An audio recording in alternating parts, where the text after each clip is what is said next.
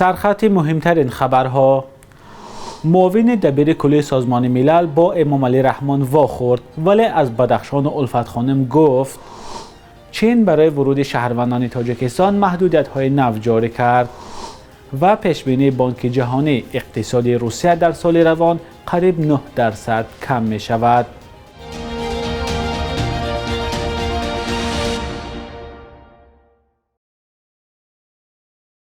درود بینندگان عزیز آزادی، برنامه نوید است که با آخرین خبرهای تاجیکستان و جهان تقدیم شما می شود. امینه محمد، معاون دبیر کل سازمان ملل متحد که در تاجیکستان است، روز 7 ایان با رئیس جمهور امام علی رحمان ملاقات کرده است. منابع رسمی میگویند دو طرف درباره تهدید و بحران‌های جهانی از جمله گرسنگی و مناقشه‌های مسلحانه، تروریسم و افراطگرایی و تغییر اقلیم صحبت کردند، اما معلوم نیست که حادثه‌های خارق و روشن مطرح بوده است یا نه. این در حالی است که آخر هفته گذشته دیدبان حقوق بشر از امینه محمد خواسته بود هنگام سفرش به تاجیکستان مسئله ولایت مختار کوهستان بدخشان و ناآرامی‌ها را در آن ولایت با مقامات در میان بگذارد. در تاجیکستان به گفته این سازمان حقوق بشر، معاون دبیر کل سازمان ملل باید از حکومت بخواهد که استفاده نیرو به ضد تظاهرگران را تحقیق نماید که ماه می در ناحیه روشان بدخشان سبب مرگ بیشتر از 20 نفر شده بود. در بیانیه دیدبان حقوق بشر تعداد قربانیان را نه کمتر از 40 نفر نوشته و گفتند که فوق‌العاده مهم است تا پلیس هنگام نظارت تظاهرات در آینده خویشتن‌داری نشان بدهد. دقیق نیست که امینه محمد در صحبت با پرزیدنت امام علی رحمان در این باره چیزی گفته است یا نه. بعد 2 سال تنفس از روز 23 ایان امسال پروازهای مستقیم میان تاجیکستان و چین دوباره آغاز می شوند. پرواز در خط سیر دوشنبه ارومچی دوشنبه را یک شرکت چینایی چین ساوث ایرلاینز انجام می دهد. سفارت چین در تاجیکستان با نشر یک اعلان قاعده های ورود به این کشور برای شهروندان تاجیکستان را اعلان کرد. بر اساس این اعلان سفارت، شهروندان تاجیکستان که می خواهند به چین پرواز کنند باید سند درباره بیمار نبودن با کووید 19 یا PCR تست داشته باشند، اما برخلاف دیگر کشورها تشخیص نه 3 روز قبل از پرواز بلکه 1 روز قبل از پرواز باید انجام داده شود. در خبر سفارت همچنین آمده است تنها تشخیص های پذیرفته می شوند که در مرکز تشخیصی دیامید گذرانده شدند، در حالی که تشخیص کووید 19 در بسیار تشخیصگاه های دوشنبه هم گذرانیده می شود. معلوم نیست که چرا تنها نتیجه های تشخیص دیامید برای سفر به چین پذیرفته می شوند. مسئولین سفارت چین گفتند نتیجه تشخیص باید در شکل چاپی و با مهر باشد. پروازها میان تاجیکستان و چین در پی خروج پاندمی کرونا ویروس قطع شده بود. در این مسیر اساساً تاجران پرواز می کنند. بانک جهانی در گزارش تازه‌اش پیش بینی کرده است که اقتصاد روسیه در سال روان قریب 9% کم می شود. در پی حمله بی‌دلیل روسیه به اوکراین در ماه فوریه امسال، کشورهای غربی علیه مسکو تحریم‌های سخت جاری کردند. در پی این تحریم‌ها صدها شرکت کارشان را در روسیه قطع کردند. بانک جهانی هم گفته است اقتصاد روسیه در سال روان قریب 9 و در سال آینده 2% کم خواهد شد. بر اساس پیشبینی این نهاد با نفوذ مالی، اقتصاد روسیه تنها در سال 2024 بر روند رشد برمیگردد و 2% افزایش خواهد یافت.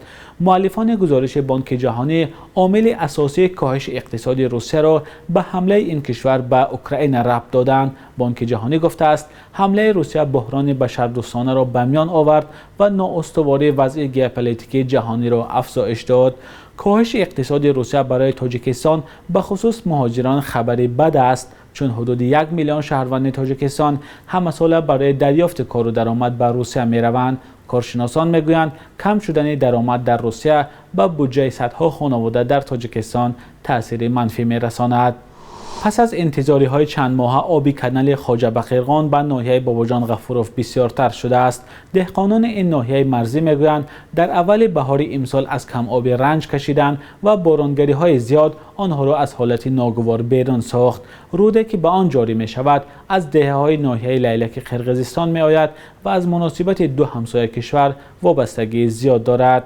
همکارم فرزان محمدی به این منطقه مرزی رفت و از دهقانان درباره کشت امسالشان پرسید. حالا در جماعت اوچی قلچه هممرز با قرغیزستان دهقانان به غونیچین تمشک و مرمنجان یا خود ملینا مشغول هستند. بازارهای شمال تاجیکستان را اساساً دهقانان این منطقه با این نوع میوه تامین میکنند.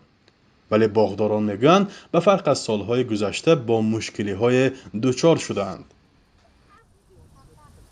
این سال حاصل ملینا آب نبود و برابر مهنت سخت کردیم من با شد همین قدر من نقص شد من حاضر یک روز به اینها سطح هم چنداست آدم فرومده آدم یونش بگفته اکون کمترش من تو بستایی کمتر چندگه ها مایده فقیر چه بده اکون همین که زندگانه میکنم هایم دیگر بایمون نیست من مارتنده میبیم تا اکتبر نوامبر همین جاندم ها. حرمتای سعدی و 65 ساله همراه کلین و خواهرهایش تقریباً 40 سال باز با همین نوع دهقانی مشغول است.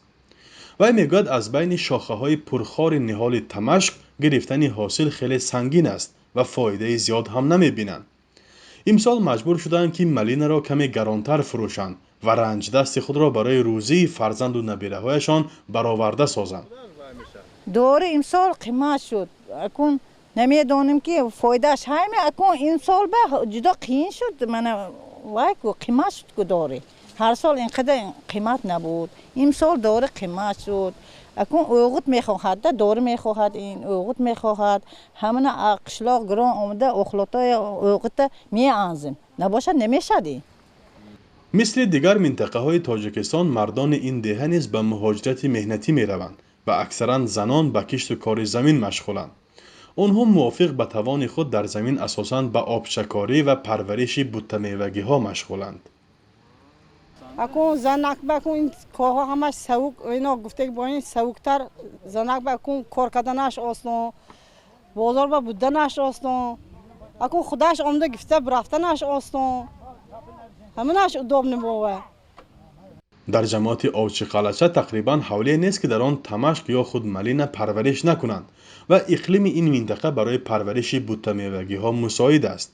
ولی باغداران اینجا میگویند رنج چند ماه نارسایی آب را همکنون در ماه ایون و موسم جمع‌آوری حاصل احساس میکنند. زمین های کشاورزی این جماعت مرزی ناحیه باباجان غفوروف اساساً طریق کانال خواجه باقرگان آبیاری می شود و سرچشمه آب نوشاکه و پالیزی ساکنان و کشاورزان از قرغیزستان است. ماهای اپریل مارت به دلیل محدودیت های آبدهی جانب کشور همسایه آنها تنقیصی آب نوشاکی و پالیزی داشتند. فرزان محمدی، رادیو آزادی، ناحیه باباجان غفوروف. دسته منتخب ملی فوتبال تاجیکستان نخستین بازیش را در مرحله انتخاب جام آسیا 2023 امروز 8 ایون مقابل تیم ملی میانمار برگزار می‌کند. این بازی در ورزشگاه به نام دالان امورزاق و بیشکک ساعت 15:30 به وقت دوشنبه آغاز می‌یابد. بخش یک روز تاریخ را همکارم خیرامان بقازاده تقدیمتان می‌کند که مهمترین تحولات تاریخی در روز 8 ایون را فرا می‌گیرد.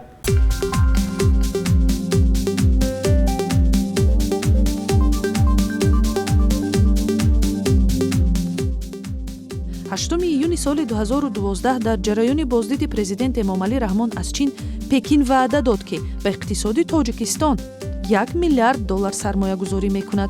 تا امروز 3.1 قرض 3 میلیارد دلاری خارجی تاجیکستان به چین راست می آید و به قول منقدان وابستگی اقتصادی و سیاسی دوشنبه را از پکین بیشتر کرده است.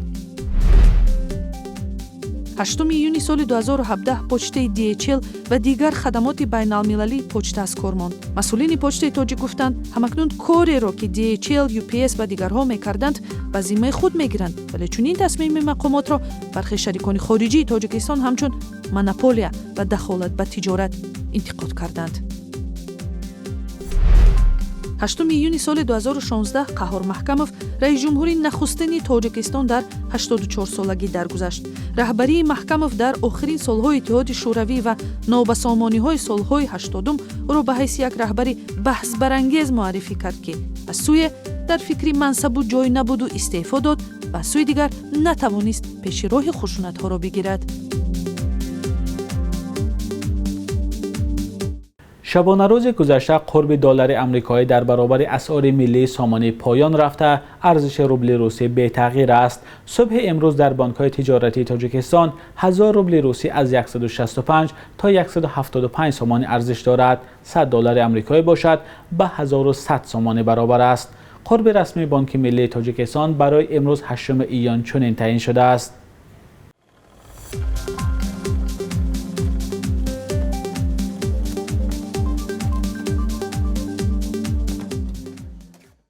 بینندگان عزیز، مهلت جدا شده برای برنامه نوید به انجام رسید. تشکر که با ما هستید.